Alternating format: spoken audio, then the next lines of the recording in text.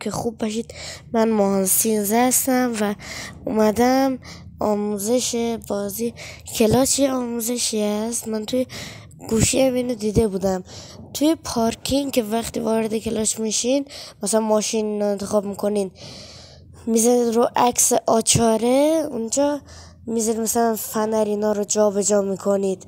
اونجا یه کاری میکنید که ماشین توی خود پارکینگ قبل از اینکه بازی شروع کنید اونجا باعث میشه که ماشین حرکت کنه. حالا من میخوام این آموزش رو بهتون نشون بدم. بزن بریم. خب بچه ها، حالا باید بیایم به سمت ارتقا، یعنی درست اینجا ارتقا. خب حالا ما این ارتقا رو ببخشید من معذرت میخوام، ویدیو رو اشتباه کردم. شما باید بیاین به سمت اینجا، درست همینجا. ببینید اینجا شخصی سازی، میرین روی شخصی سازی، ارتقا و زاویه، یعنی درست میفته اینجا، ارتقا و زاویه. اینجا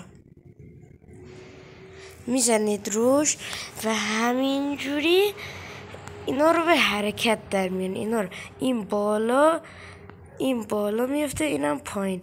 بعد همینجوری که شما اینجوری میکنید، ببینید ماشین داره حرکت میکنه.